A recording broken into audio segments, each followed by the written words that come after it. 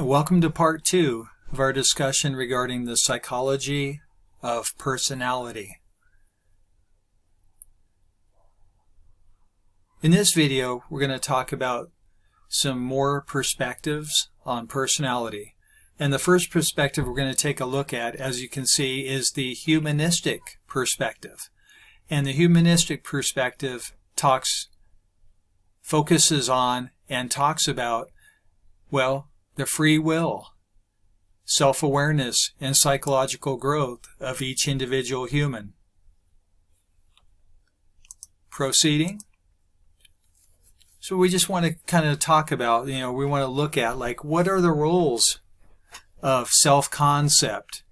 What is the actualizing tendency and unconditional positive regard play in Rogers' personality theory? So we will take a look at that as we proceed.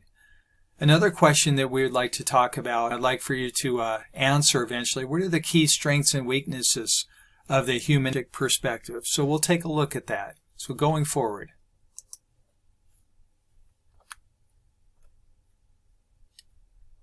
So first and foremost, we need to come up with kind of like a broad concept regarding humanistic psychology. So basically that theoretical viewpoint basically emphasizes, first, the inherent goodness of people. Second, human potential. Third, self-actualization. Fourth, the development of one's self-concept. And fifth, basically, what is healthy personality development? So let's go further and start answering some of these questions. Of course, I want to remind you at any point during this video, if you'd like to pause and take some notes or do some research, please feel free to do so.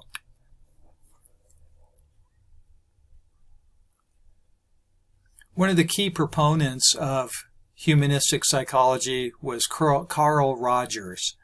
And so basically, Carl Rogers used the term actualizing tendencies.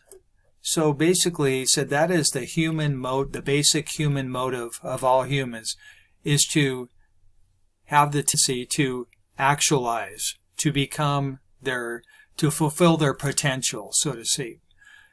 And so basically, you can see here a more formal definition of actualizing tendency is the innate drive to maintain and enhance the human organism. Let's go further. So Carl Rogers also talked about and explored a set of perceptions and beliefs that you hold about yourself. So Carl Rogers was interested in the idea that people tend to be motivated by their self-concept. Basically, people say, hey, this is who I am. This is what I'm going to do in life. And that hence motivates their behavior.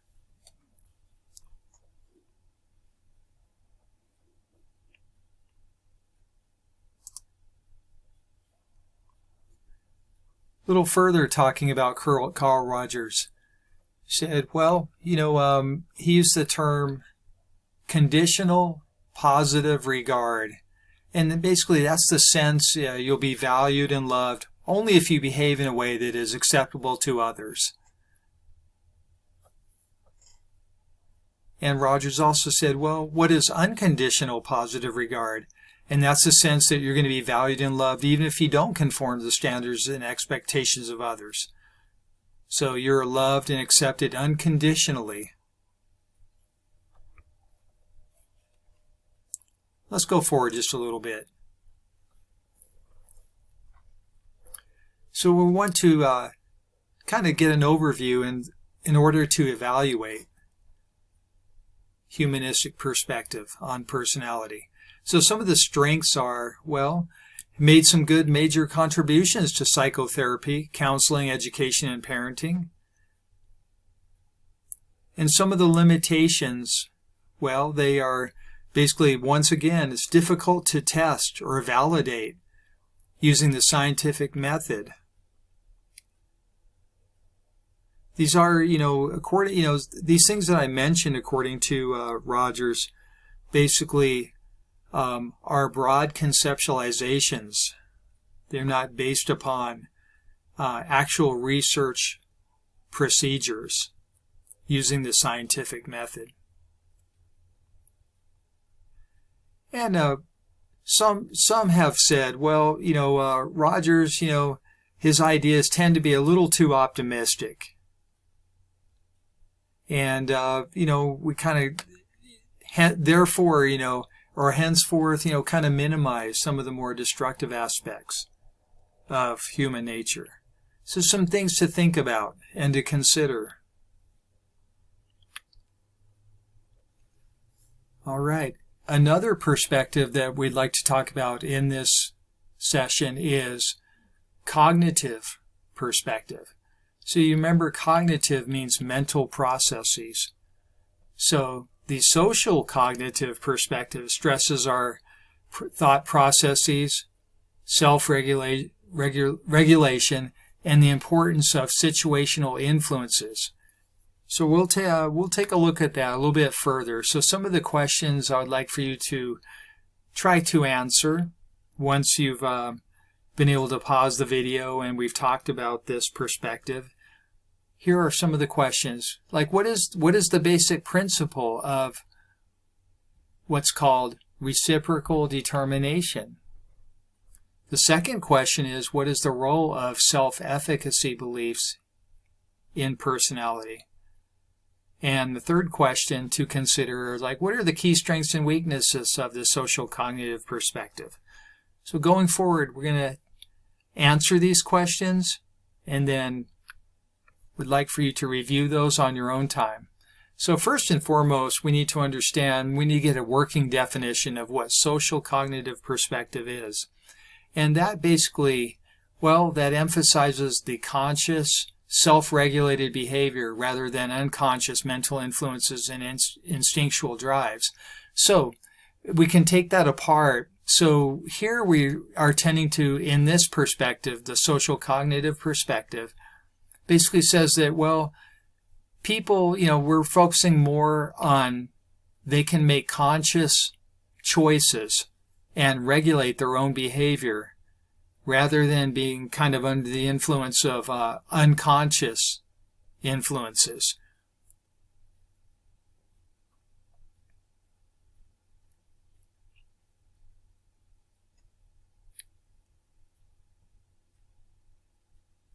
Okay, and then taking it just a little further here,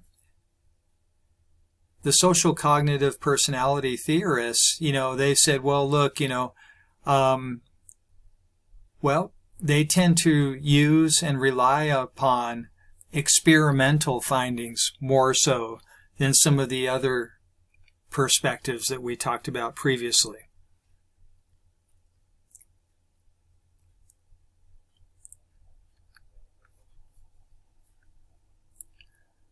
So one theorist who was a major proponent of social cognitive theory was Albert Bandura.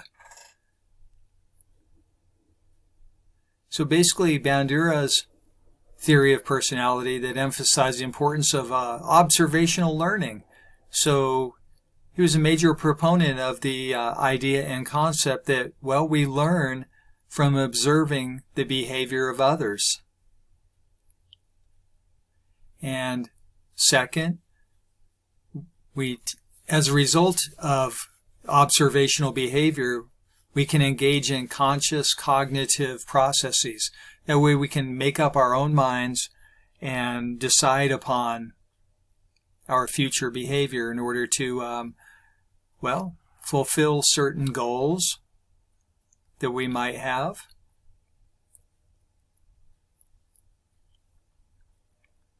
And social cognitive theory also, takes a look at social experiences as well as, self-efficacy beliefs and reciprocal determinism. There's a term right there that we need to look at. So I did define that down below here. And reciprocal determinism is basically, that's a model, and it explains human functioning and personality and how they are caused by the interaction of behavioral, cognitive, and environmental factors. So very closely, related to the biopsychosocial model and how those are all interactive. And just thought you would appreciate being able to stop and pause the video and just kind of look at how the interaction between those three factors.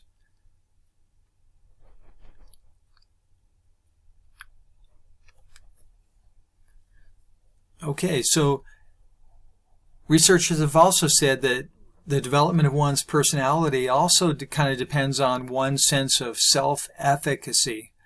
And so basically the sense of self-efficacy is beliefs that people have about their ability to meet the demands of situations, specific situations, feeling self-confident about one's abilities.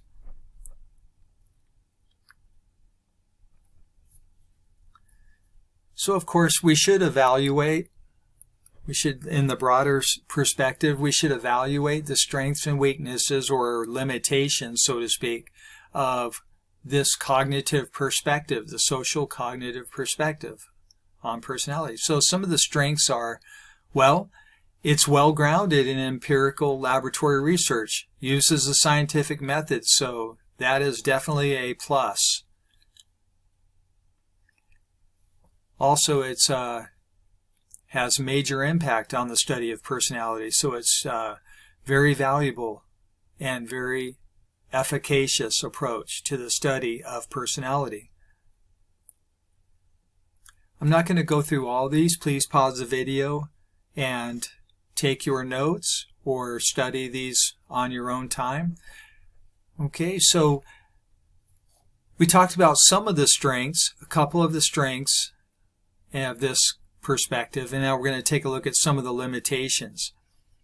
So you might have remembered, or a little bit earlier I said, well, it's well grounded in empirical laboratory research. Well, some researchers have said, well, the laboratory experiences, they may be too simple, and they don't really necessarily reflect the complexity of human interactions in the real world.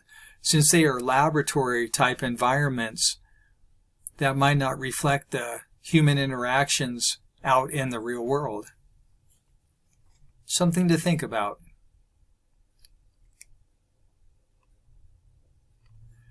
And last but not least, another limitation we have to keep in mind with the social cognitive perspective is, well, things like the unconscious, the emotions, and our conflicts, well, they are actually not considered and kind of downplayed to a certain extent.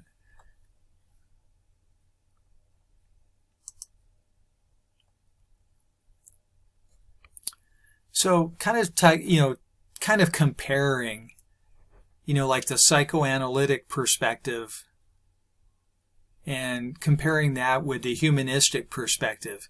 The psychoanalytic perspective was Sigmund Freud. You might remember from a previous video. And so Freud, was tended to be a little more pessimistic, and whereas Rogers, from the humanistic perspective, was, kind of viewed humans as a little more positive and forward-moving, constructive and realistic, and a little more trustworthy in pursuit of their own human potential.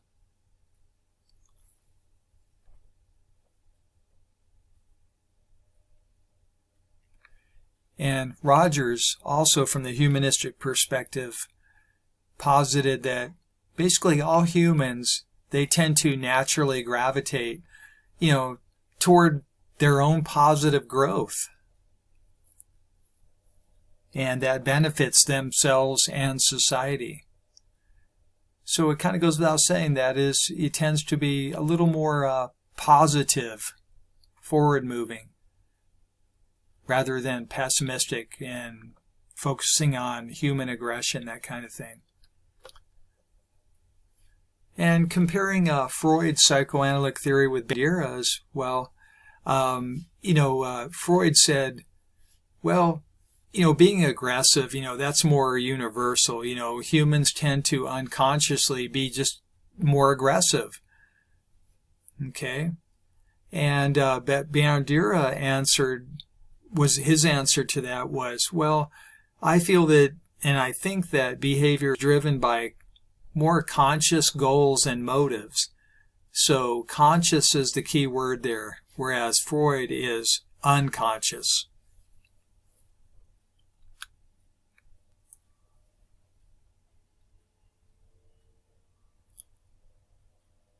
Okay, this is just a very summarizing everything that we've talked about generally in respect to humanistic perspective. I know I've talked about this in depth, so I just want to provide you a little bit of a summarization in order for you to kind of review everything and kind of master these concepts.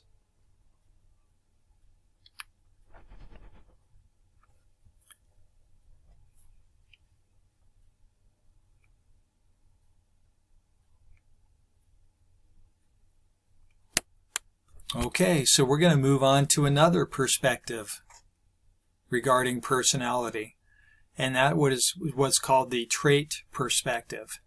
So the main idea behind trait perspective is, well, they want to understand, researchers approaching it from this perspective, so to speak. Well, they want to look a little more in depth and gain more insight into the trait theories of personality. So identify, describe, and measuring the individual differences that might occur in so doing. So we will go a little bit further into this, gain a little more insight. Here are some of the key questions about the trait perspective. So what are traits? And how do surface traits and source traits differ? So we will answer that question together. Also, we want to take a look at what are the 3 influential trait theories, and how might heredity affect one's personality. And the last question we're going to look at is, what are the key strengths and weaknesses of the trait theories of personality? So first of all, we want to come up with some working definitions with these terms. So first of all, trait, well, that's a relatively stable, enduring disposition to behave in a certain way. Okay? So when we make a judgment on somebody, we're communicating about somebody, and we say, hey, this person is always very happy, very positive all the time, or, oh, this person's always very negative about everything. We're talking about their traits, personality traits. Okay. And then let's take that a little bit further, okay, and talk about another term, trait theory. So basically, the goal in pursuing trait theory is focusing on identifying, describing, and measuring individual differences in behavioral predispositions. And the trait theorists, as I put down below here on this slide, they tend to view a person as being a unique combination of personality characteristics or attributes called traits. Okay, so that's what's one of the key concepts to keep in mind when it comes to trait perspective. That it kind of goes without saying. I'm sure a lot of us, when we've experienced many people, and everybody's a little different. Everybody has slightly different traits. Okay, let's go a little further here. So we want to talk about what are surface traits and what are source traits. So surface traits, basically, the formal definition is characteristics or attributes that can be inferred from observable behavior. So surface traits, those are the things I mentioned a little bit earlier, like, hey, this person is very positive, or this person is very negative. This person it tends to be happy often. This person tends to be more sad or scared, that kind of thing. That is surface traits. It's observable behavior. But source traits basically, well, they basically are the fundamental dimensions of personality. So they are basic traits that are kind of hypothesized to be universal and relatively few in number. So basically, source traits are the fundamental dimensions of personality. So we need to talk about a few of the psychologists that were interested in trait theories. And the first of these was Raymond Cattell, and Hans Eysenck. So first of all, Raymond Cattell, he basically proposed 16 personality factors, and, attempted to come up with those 16 personality factors using a statistical technique, called factor analysis. All right. And so he developed what he called the 16 personality factor questionnaire. And keep in mind, throughout the evolution of the development of the field of psychology, psychologists have said, well, it's not that those are invalid, so to speak, but 16 might be a little bit too much, too many traits for humans. Okay, so these are, real quick, I just provided a quick chart here of the 16 personality traits that Cattell offered here. All right. You don't have to memorize these, but, feel free to take a look at these and then kind of understand where was Cattell coming from and how do psychologists actually, tend to, how do they delve further into their field of interest? Okay, talking a little bit more about representative trait theories, and that is Hans Eysenck. And Hans Eysenck proposed similar model of universal source traits, but maybe with fewer though. And so basically, he basically proposed 3 different source traits, which were called introversion and extroversion, neuroticism or emotional stability, as well as psychoticism. And what is unique about Hans and his ideas were that basically Hans actually, approached everything, from many perspectives, but focused and said, well, individual differences in personality, they tend to be due to, biological differences among people.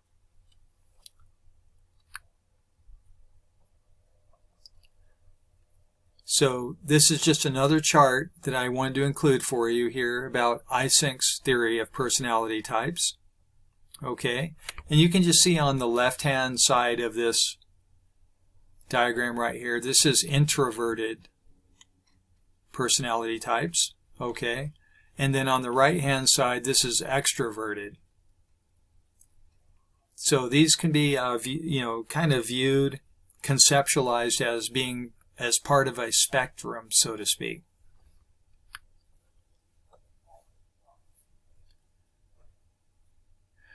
So when it comes to the 2 previous psychologists that we talked about, remember we said, one of the psychologists proposed that 16 personality factors, and the next said, no, I think there's really only 3 we should be concerned with. And, 16 can be too many, and 3 can be too few, according to McRae and Costa. And so they actually posited what's called the 5-factor model. And so those 5 factors here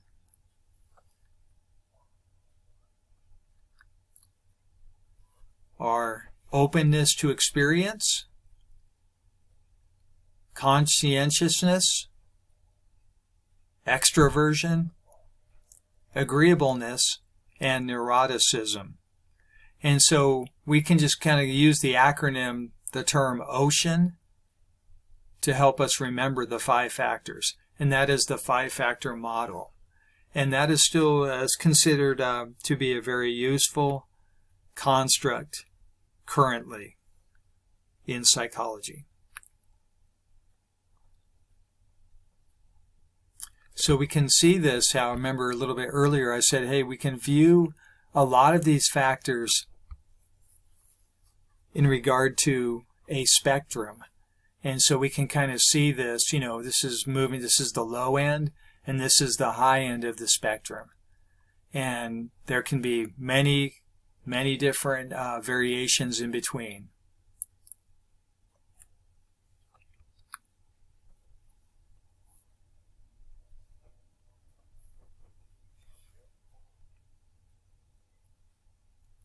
Okay, so when it comes to talking about personality traits and everything, remember we want to approach everything that we are going to talk about in psychology from the bio-psychosocial perspectives.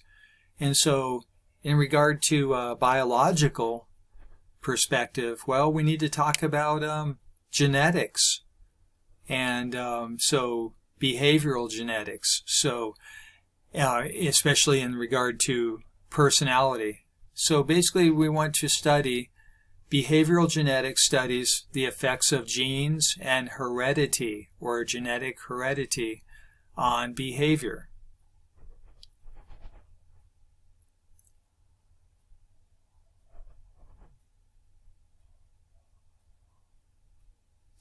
And some examples here I'd just like to give very briefly, you know, evidence for genetic influence, things like inheriting a sense of extroversion or neuroticism, things like that. So a child may inherit that from their family, from their parents or their family, so to speak. Another way of looking at what we've been talking about the big 5 personality traits that we were talking about earlier, is neuroscientists, they have engaged in brain imaging, MRI scans. And so basically they found that people who were highly extroverted, they tended to show higher levels of brain activation in response to positive images. Further, they found in these brain scans that people who score high in neuroticism, well, they tended to show a little more activation in response to negative images.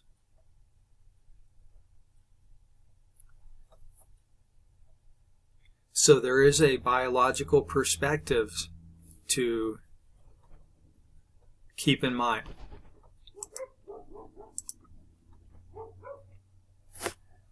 Okay, so once again, at the end of each module here, we tend to evaluate the trait perspective on personality more specifically in regard to this. So the strengths of trait perspective, well, psychologists, they generally agree that people can be described and compared in terms of basic personality traits.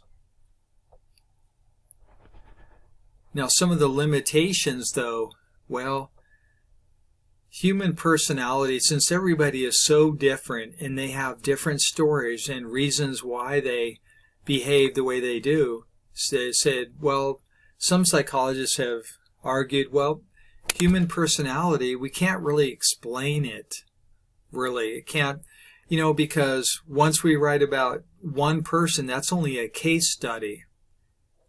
And so, something to keep in mind. So here are the major personality perspectives here. I summarized all these on this chart here for you. Okay.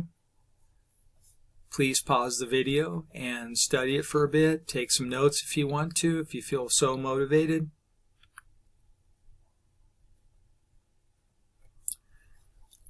And briefly, we are going to move on to the idea like, hey, first of all, how do psychologists test, how do they test for personalities? And we've, may have heard of tests, personality tests, so to speak. And even employers might actually use some of these tests, in the hiring process, that kind of thing. And so basically we have to keep in mind, those tests, they measure and evaluate individuals' personalities basically in two different ways. They either use a projective test or a self-report inventory. And we're going to take a look at a little of those, a little more in depth as we go. So what is a projective test? Well, that's a personality test, basically designed, and to let a person respond to ambiguous stimuli. Okay, so that way, if they are responding to ambiguous stimuli, they might reveal some hidden emotions and internal conflicts projected by the person into the test. So I would like to give you an example. So like the Rorschach test, okay? So this is an example of a certain type of test that and each individual will interpret this differently and see something differently. According to what some psychologists say, what they may be projecting from inside their individual personality traits, so to speak. Okay, the other type of test when it comes to personality is what's known as the self-report inventory. And basically that's the kind of test basically in which a person fills out a survey or a questionnaire, either on their own or with the help of an investigator. So self-report inventories, they often ask, real direct questions about their interests, a person's values, maybe symptoms they are dealing with, certain behavioral traits, that kinds of things. Okay. So some of the key questions that we want to answer in this process, talking about personality assessment. The first question is what are the most widely used personality tests? Well, we've already briefly talked about those. The second question is, what are some of the key strengths and weaknesses on projective tests and self-report inventories? How do they compare to each other? Okay, so as a brief reminder, psychological tests, they assess a person's abilities, their aptitudes, their interests, or personality on the basis of a systematically obtained sample of behavior. So, although, each person is different and has a different story and everything, but psychologists, they say, that psychological tests in general is useful insofar as it achieves two basic goals. And those two basic goals are, well, does the test accurately and consistently reflect a person's characteristics on some dimension being studied for? And the second basic goal of the test is, well, does it predict a person's future psychological functioning or behavior? This is just a gentle reminder here, a summarization of the two types of tests: projective test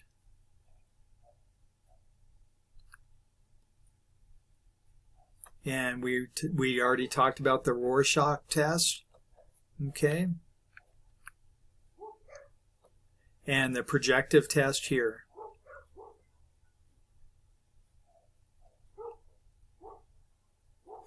Okay, so a type of projective test is what's known as the thematic apperception test. And basically that's a personality test that involves a person creating a story about the ambiguous scene. So that's kind of like the Rorschach, but maybe a scene of certain, a group of people engaging in a certain type of behavior and they want to ask their client, hey, what is your story when you see this? What are you seeing them doing? How are these, how does this make you feel? Etc., etc. Okay, so when it comes to some of the strengths and limitations of these projective tests, well, some of the strengths, might include, the information obtained from the test, might help facilitate psychotherapeutic processes. But some of the limitations might include,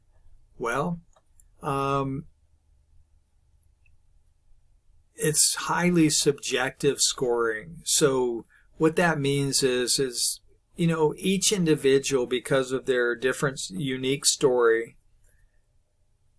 and their unique cognitive processes, the scoring might mean something that's just really unique to them. And it's hard to generalize.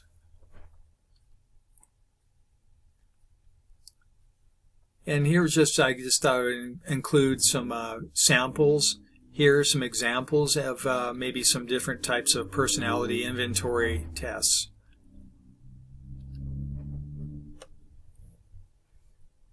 So we need to talk about, since we've been talking about self-report inventories, what are some of the strengths and weaknesses? Well, some of the strengths are, standardization, meaning that the same procedure is employed every time under the same type of circumstances.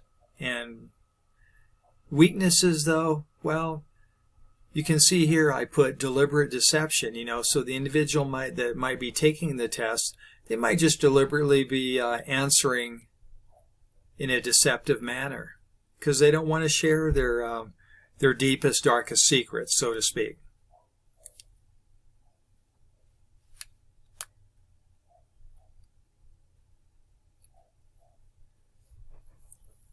Just some terms I want to make you aware of. Possible selves basically just refers to very unique, highly personalized, futuristic images of oneself. So that's basically when an individual says, hey, I see myself doing this in the future. This is how I'm going to live. This is where I'm going to do for my career. And this is what my type of family I see myself being. So that is possible self.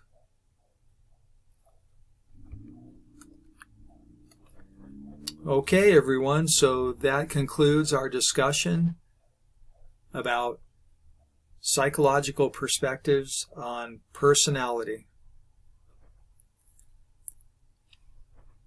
Thank you for sharing your time, and we'll catch you on the next video.